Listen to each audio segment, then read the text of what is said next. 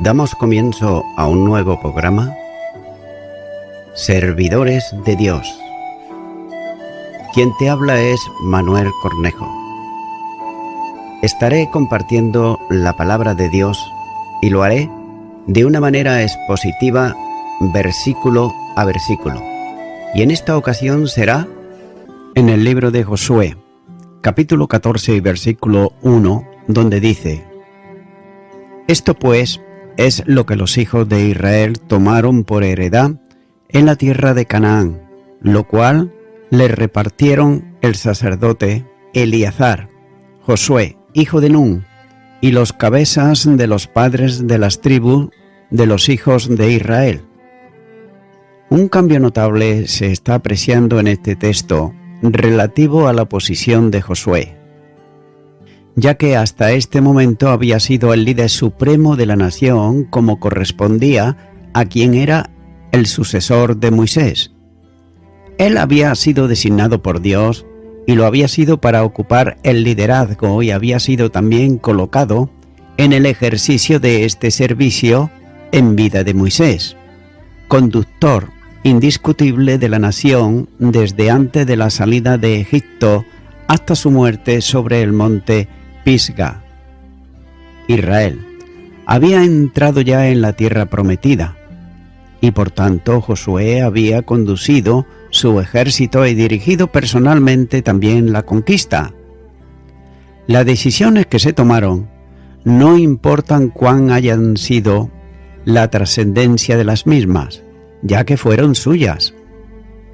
Pero ahora se trata de asentar una nación en su territorio nacional y, lo más importante, hacerlo entrar en posesión de una herencia que es el resultado de un compromiso pactado por Dios con Abraham, su amigo, como así señala Génesis capítulo 15 y los versículos 18 al 21, donde dice: En aquel día hizo Jehová un pacto con Abraham, diciendo: A tu descendencia daré esta tierra desde el río Egipto hasta el río grande, el río Éufrates, la tierra de los ceneos, los ceneceos, los carmoneos, los heteos, los fereceos, los refaitas, los amorreos, los cananeos, los gergeseos y los jerbuseos.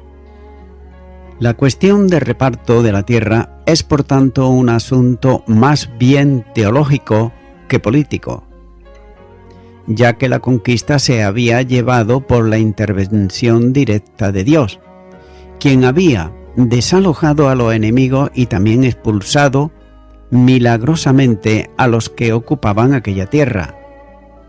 Por esta razón, la persona que repartía Canaán, y tal vez mejor, quien intervenía presidiendo el reparto, no era un militar, como Josué, sino un sacerdote, el sumo sacerdote Eleazar.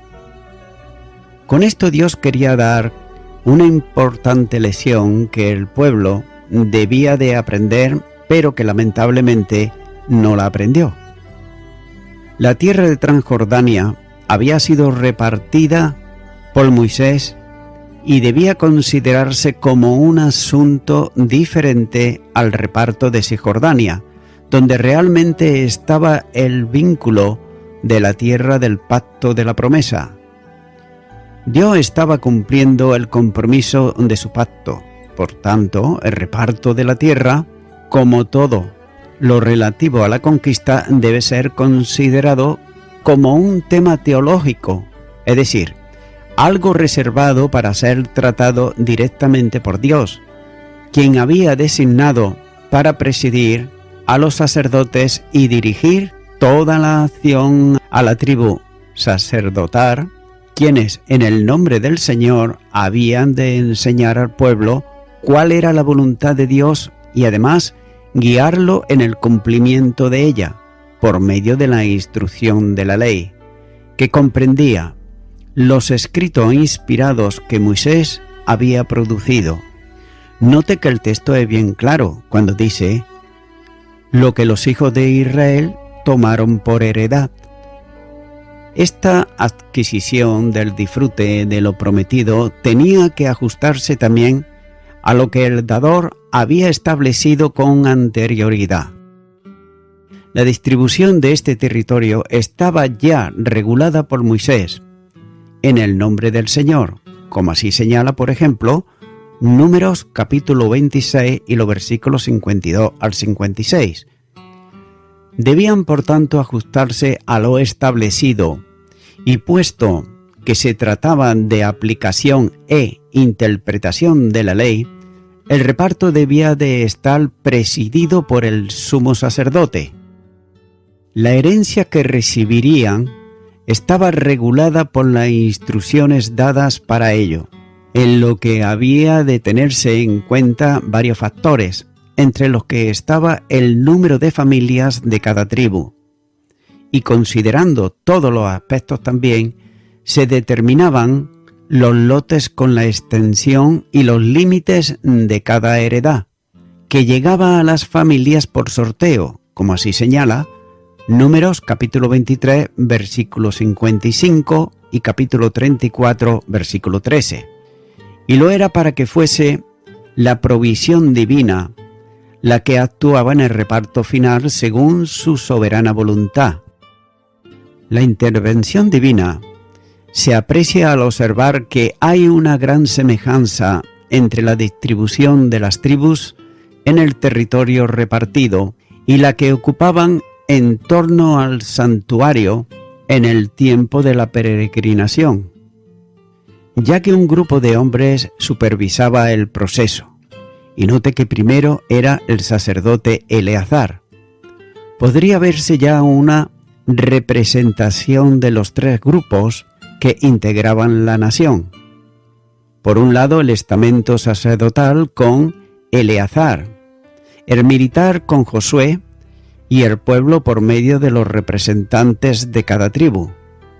El primero citado es el sumo sacerdote Eleazar, literalmente el sacerdote Eleazar, como dice Números capítulo 27 y versículo 21.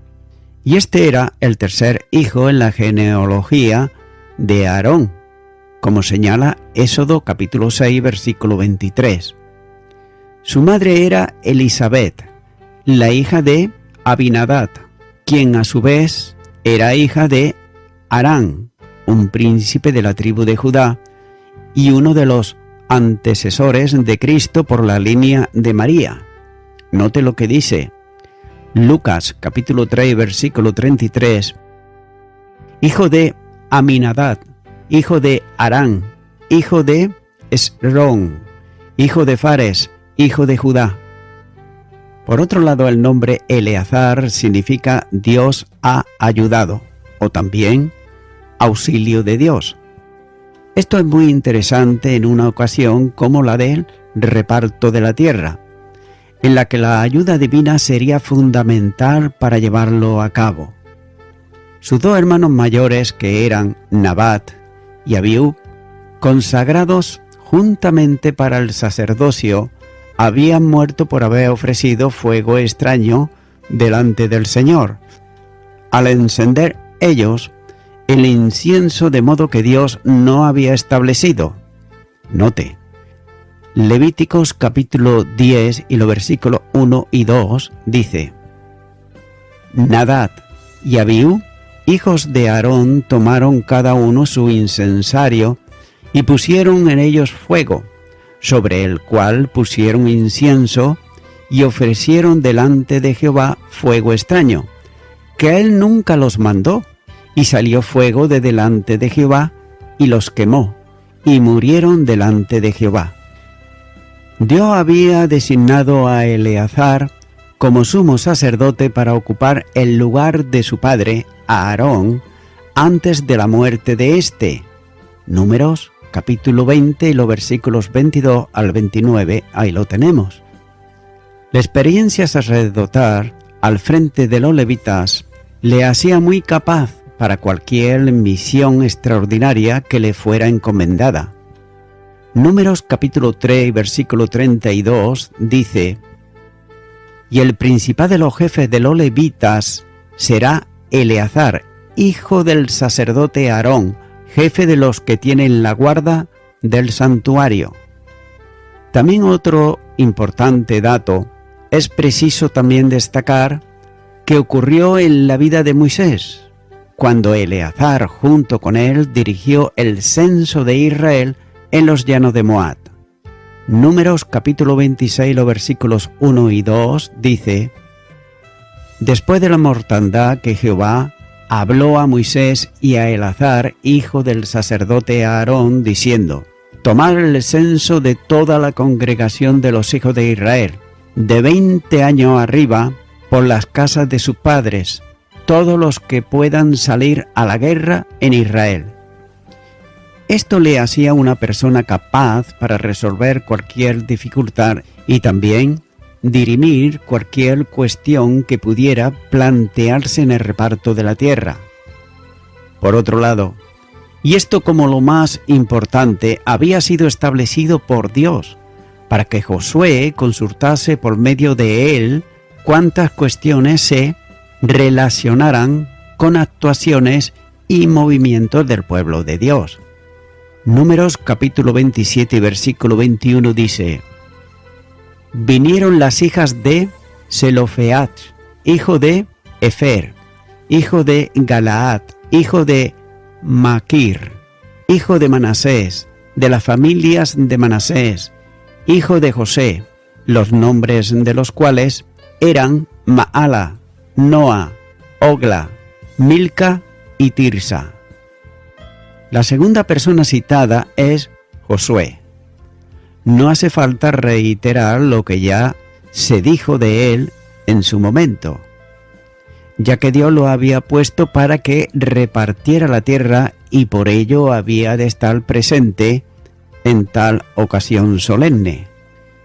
Finalmente, los representantes del pueblo formaban parte del grupo que supervisaba la distribución y también reparto de la tierra en sus lotes o heredades, llamados aquí las cabezas de los padres de las tribus de Israel, es decir, las cabezas de familia.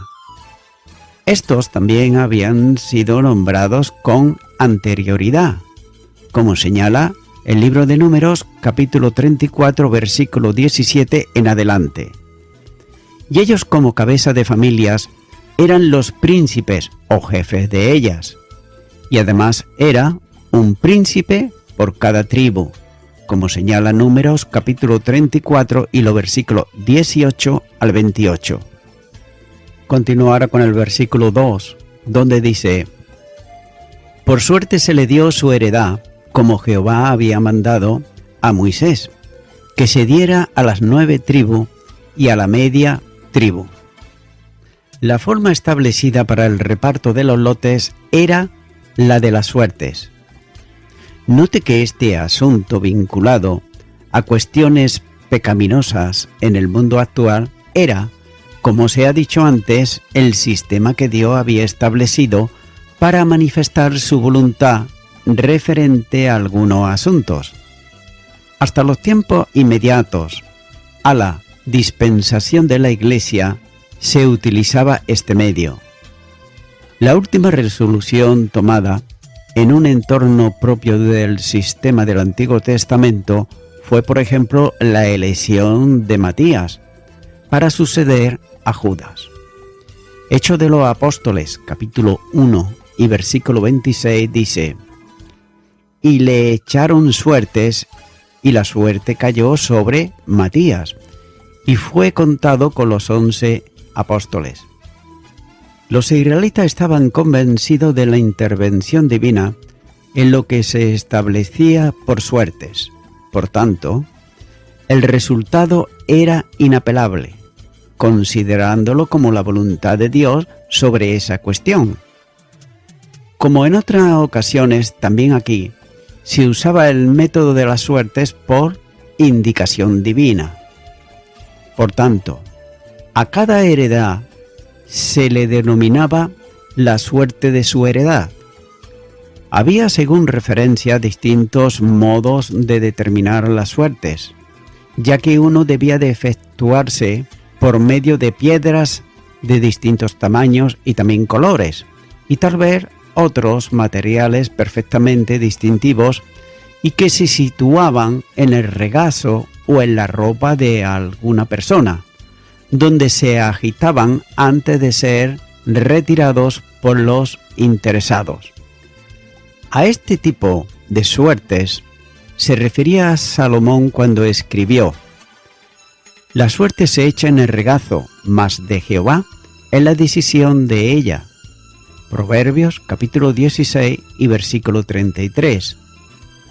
Otra forma de hacer los repartos era por medio de cuerdas, con las que se medían y repartían las heredades, y de las que David hace referencia tomándola como ejemplo de las bendiciones recibidas de Dios y afirmando también que también intervenían directamente haciendo recaer la herencia sobre quien él deseaba.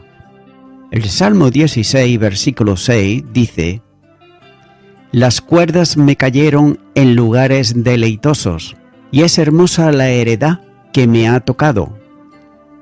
El reparto tenía que ver con las 9 tribus y la media tribu de Manasés, ya que las restantes habían recibido su parte al otro lado del Jordán, como ya se ha considerado anteriormente. Ahora bien, 2 lecciones interesantes se desprenden aquí del texto. Y la primera tiene que ver con la fidelidad divina que entrega a pleno disfrute de las tribus de Israel, lo que él había prometido antes.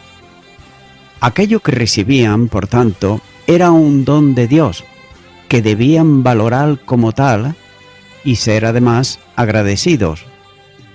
No es posible comparar esta bendición temporal y terrenal con la herencia que el creyente recibirá de parte de Dios por estar en Cristo Jesús, reservada en los cielos, como señala la primera carta de Pedro, capítulo 1 y los versículos 3 al 5. La segunda lección tiene que ver con la dedicación que determinará el hecho de entrar en posesión de su herencia. Cada uno de aquellos tendría que cuidar de su parte y también evitar que los enemigos la tomaran. De igual manera, el creyente, en el tiempo presente, ha de considerar que toda riqueza espiritual es superior a cualquier abundancia material. Los ojos del cristiano estarán puestos en donde esté su riqueza y su heredad, y ésta, como tesoro preciado, orientará también su propio corazón, como dice Mateo capítulo 6 y versículo 21. El deseo del cristiano, su compromiso, su orientación y su manera de vida dependerá de lo que represente para él la heredad celestial en Cristo. Note que la evidencia de ser cristiano está, entre otros aspectos, en buscar las cosas de arriba, su lugar de promesa, como señala Colosenses capítulo 3 y versículo 1, ya que cualquier otro interés o preferencia pone de manifiesto 2 cosas: que no tiene valorada en su justa medida lo que le ha tocado, o, lo que sería más grave, que no es realmente un heredero, aunque asimismo se llame cristiano o cristiana. La heredad del creyente es hermosa. Nada de lo que pudiera alcanzar en la tierra sería comparable, pero la triste realidad es que muchos herederos de las riquezas eternas se afanan angustiosamente en adquirir las transitorias, es decir, las momentáneas y terrenales, perdiendo por otro lado con ello el gozo y la perspectiva celestial para su vida. Un rico heredero no se preocupa de las estrecheces que pudiera pasar en algún viaje lejos de su patria. Todo ello queda superado y pierde valor e interés cuando considera lo que le aguarda a su regreso. Y de igual modo, ocurre con el creyente que tiene conciencia clara de su ciudadanía celestial como dice Filipenses capítulo 3 versículo 20, y también no solamente de ello, sino de también la transformación que le aguarda, Filipenses capítulo 3 y versículo 21. Es por eso que no duda en considerar como nada la riqueza o pobreza temporal, ya que aguarda el disfrute pleno de sus riquezas en gloria, cuya sustancia conoce íntimamente por la fe. Hebreos capítulo 11 y versículo 1. Continúa ahora con el versículo 3, donde dice: porque a las 2 tribus y a la media tribu les había dado Moisés heredad al otro lado del Jordán, mas a los levitas no le dio heredad entre ellos. Al entrar en el detalle de la distribución de Cisjordania, se aprecia que solo 9 tribus y media toman parte en ella. Y otra vez se reitera la razón por la que las 2 tribus y la media tribu, referidas aquí a Rubén y Gad, y la media tribu de Manasés, no tenían parte con sus hermanos en el reparto de Canaán, ya que estas tribus habían recibido heredad al este del Jordán, otorgada ya por Moisés. Sus territorios se detallaron en el capítulo anterior, por tanto, tenían ya su provisión, es decir, al otro lado del Jordán, ya que ellos mismos habían renunciado a su parte en Canaán, cambiándola por los territorios de Transjordania, como se ha considerado antes con detalle. También es necesario recordar que la tribu de José se había dividido en 2, Manasés e Efraín, por lo que seguía habiendo el mismo número de tribus para repartir la tierra, toda vez que la de Leví quedaba excluida en la distribución. La provisión de los levitas no quedaría determinada del mismo modo que la de sus hermanos. Ellos no tendrían heredad, ni a uno ni al otro lado del Jordán, porque Dios mismo era su parte y su heredad, como señala el capítulo 13, los versículos 14 y 33. Por tanto, solo tendrían en la tierra ciudades para su residencia y los ejidos de ellas para sus ganados y rebaños. Y voy concluyendo con esto.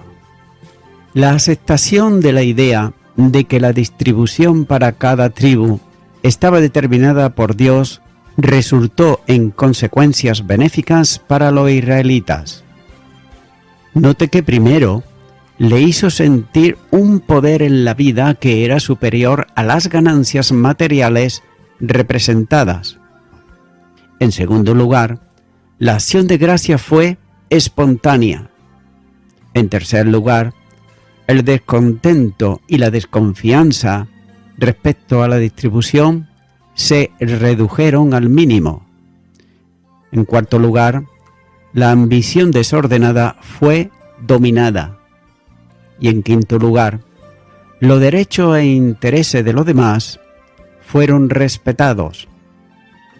Amigo y amiga oyente, la palabra de Dios, que es la Biblia, nos dice en el Evangelio de Lucas capítulo 20 y versículo 21: y le preguntaron diciendo: Maestro, sabemos que dices y enseñas rectamente, y que no hace asesión de personas, sino que enseña el camino de Dios con verdad.